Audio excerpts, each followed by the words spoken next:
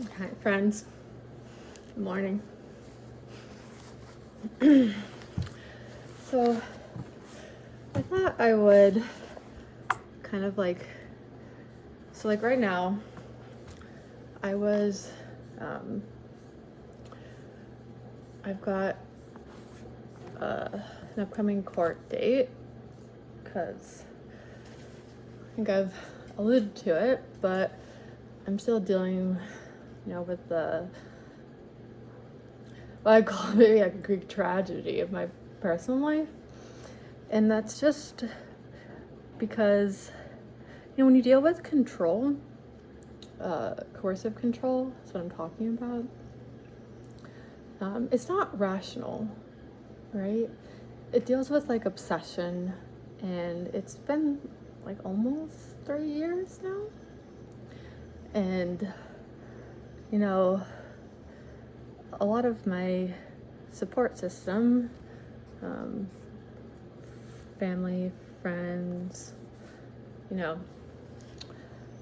colleagues, which colleagues, friends often overlap.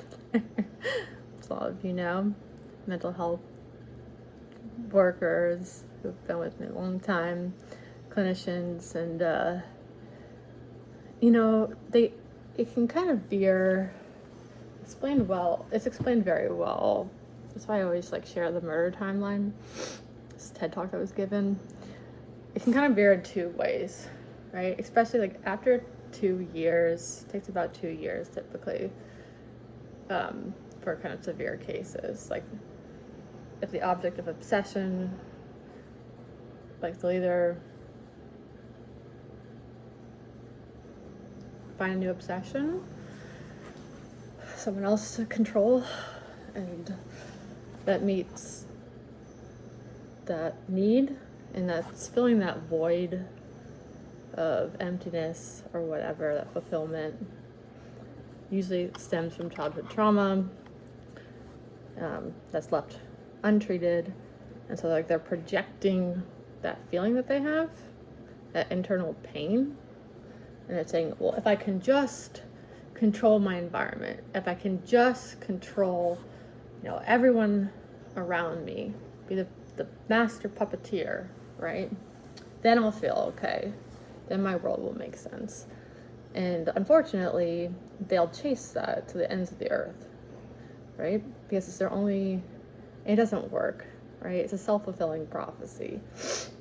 The more you try to kind of exert through violence or fear, right, control over people, not through, trust, love, good acts, kindness, you create the dynamic that you fear the most, right? Abandonment, that people won't accept you, that people won't love you, or whatever. And so, in my case, and in what's exceedingly becoming everyone's case who deals with control, and we see that play out not just in individual cases, right?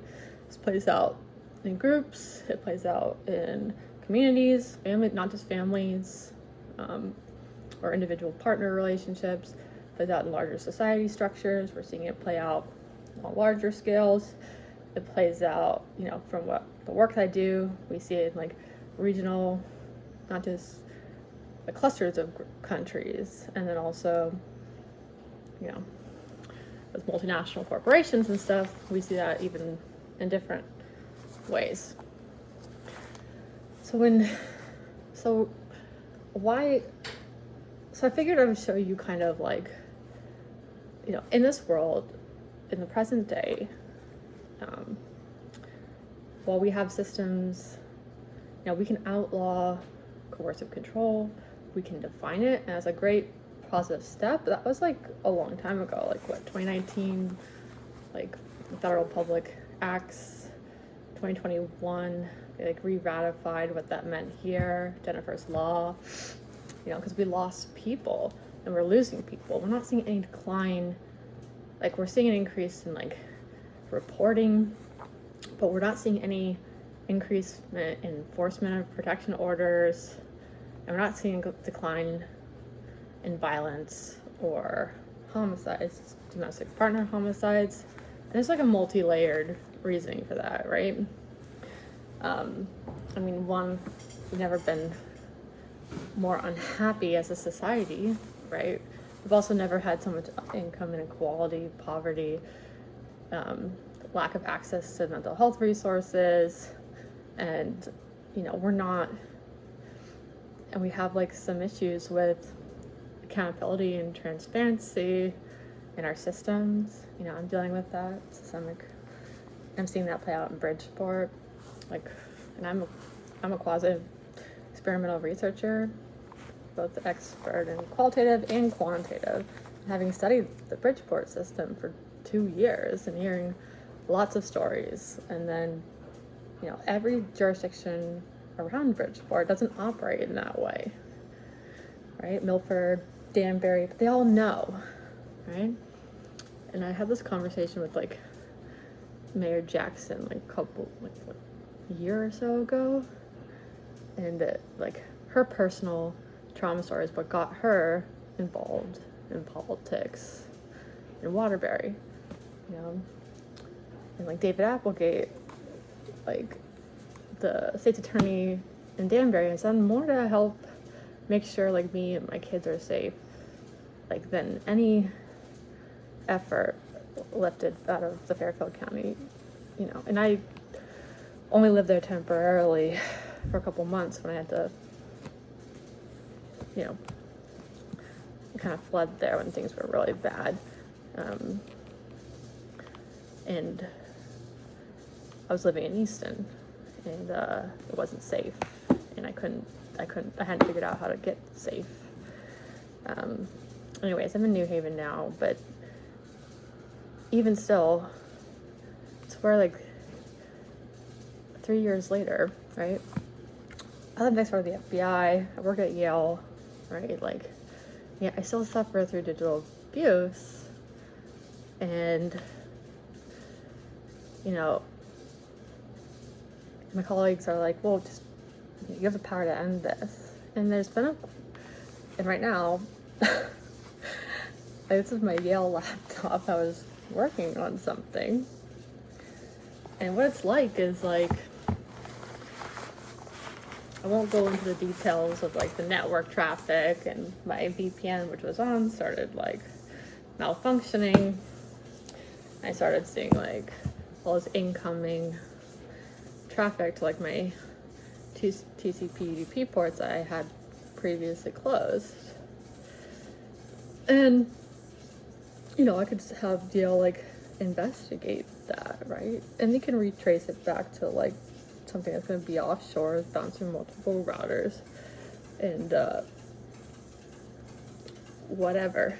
But what happens is it's your computer just perhaps it's something you're working on,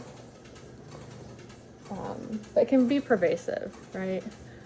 So no, I couldn't get to my email, then my Word stopped functioning, and then what I had just spent an hour writing disappeared, right? And now I'm just struggling to maintain control over my work laptop.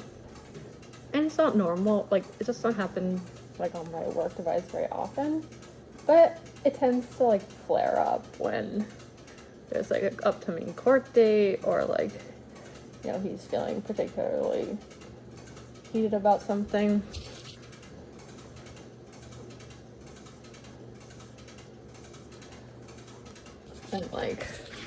And I can just click, and I don't have control.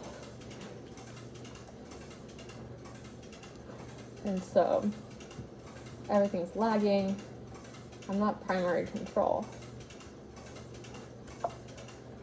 And so the best thing you can do in a situation like this is just break the connection. And I hold it for longer than the screen going black. About 30 seconds.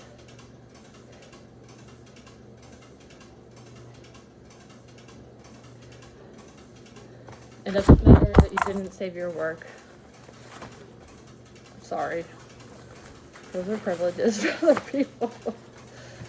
And you have to, because if they're coming into your network, which I'm not on, I don't get to have like my own network. Turn off any and all devices that could, and that means televisions, like anything that could possibly have an internet connection.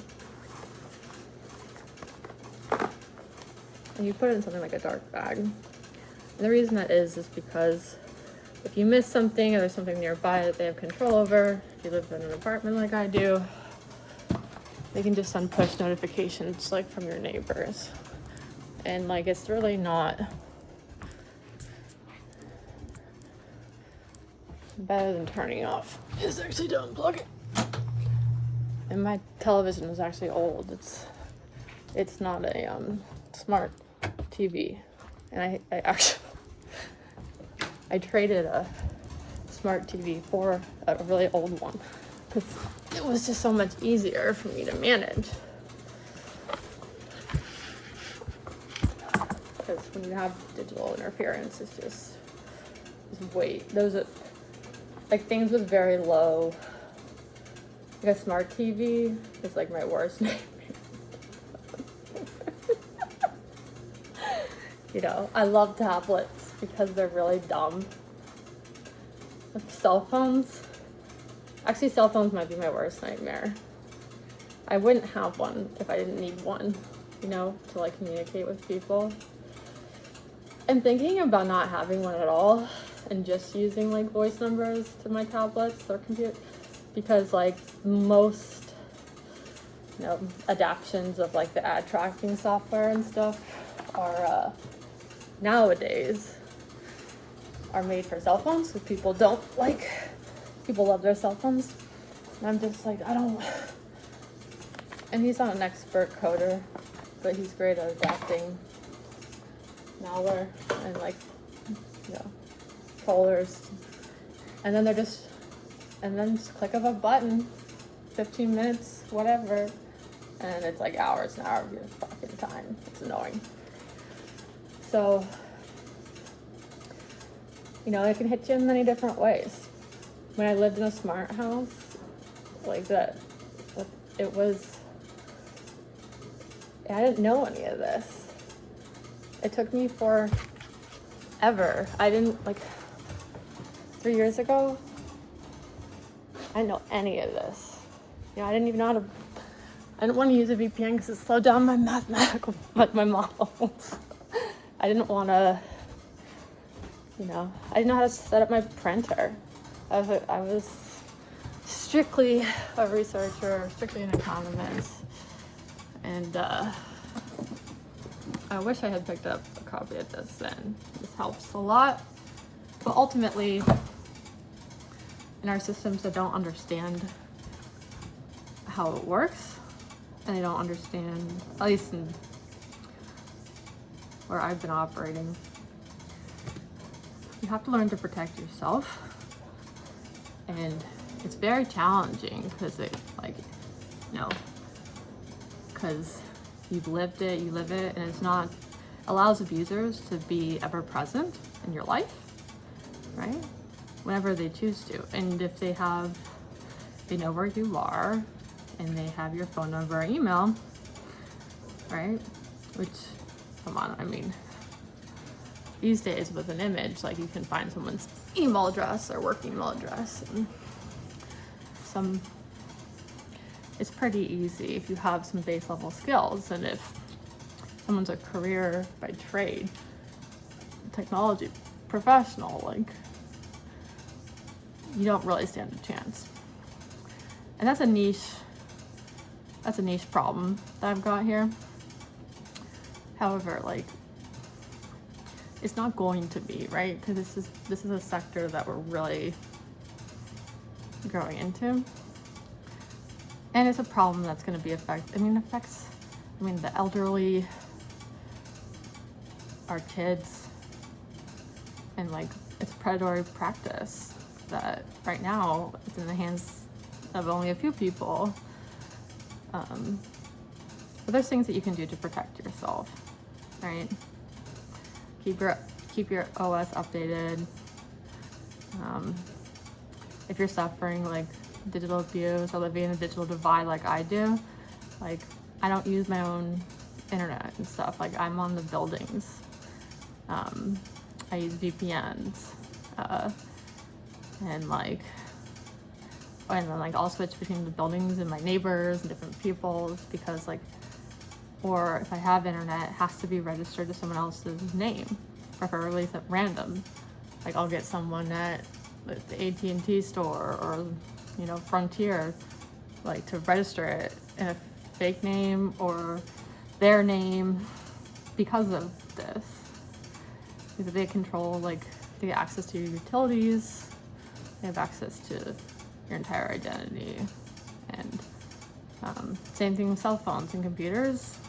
You need them registered either in like your companies, so that, you know, systems care about it when things happen.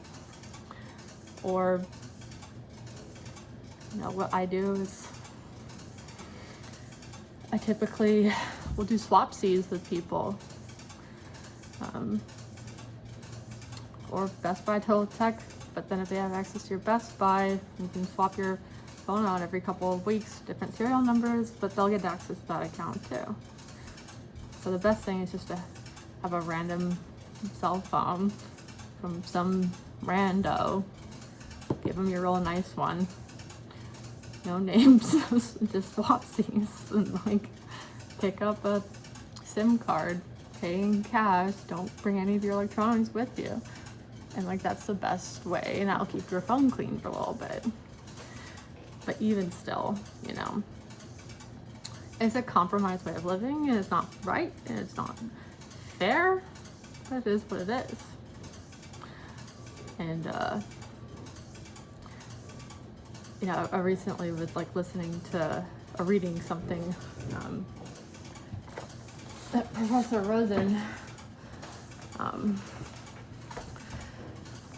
shared, and it's like, you know, it is a wild west on the internet, and there's still, you know, it's an evolving space, and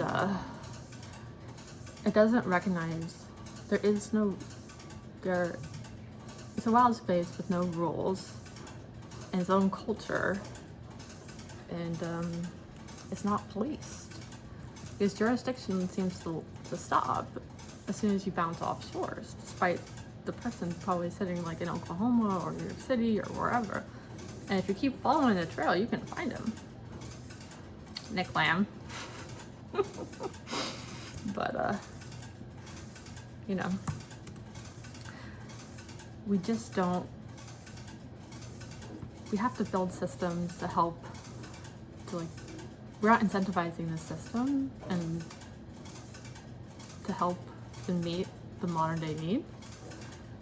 And I think it's gonna take a call for like those who are designing the technology, who are putting these things out, to help do that, right? And it's not that they don't have ideas, they don't want to, but like, how do we get these people to the table together?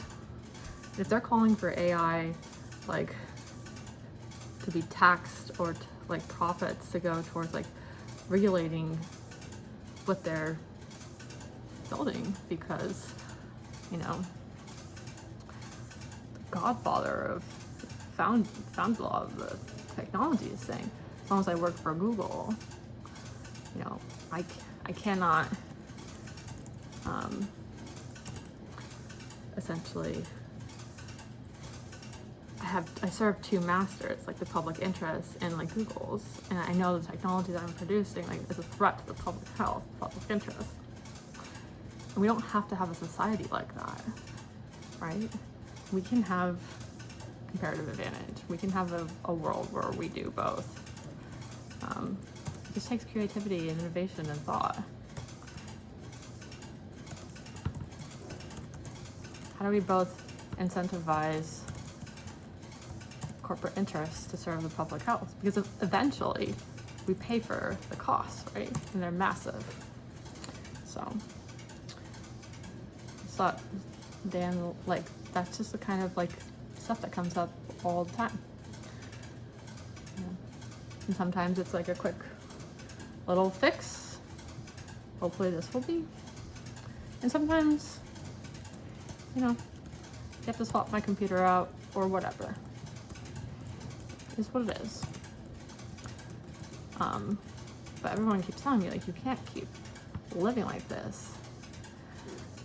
And, I don't know.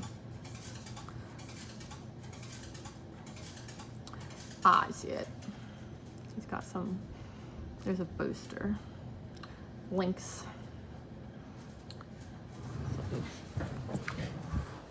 So I'll probably go find it.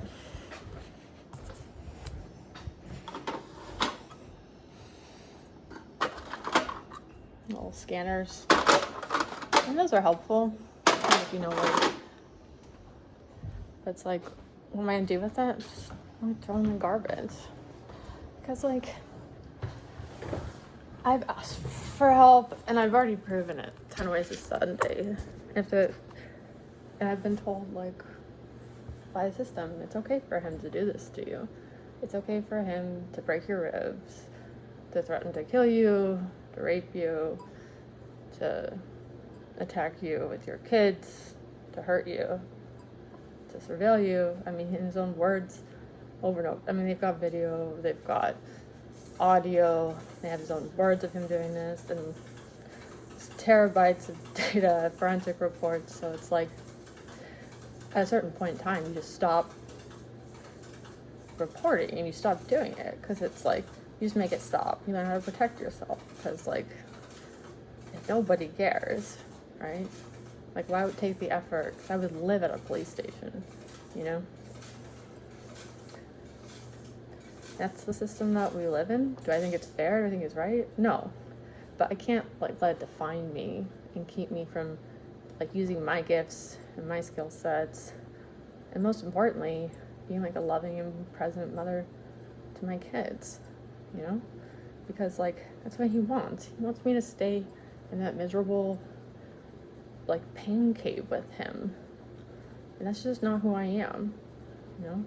Like, I'm a very empathetic, like, person who wants to leave this world just a little bit better than the way I found it. And if he needs to make my life a little harder each and every day, well, I'm pretty resilient, so you got this, fam.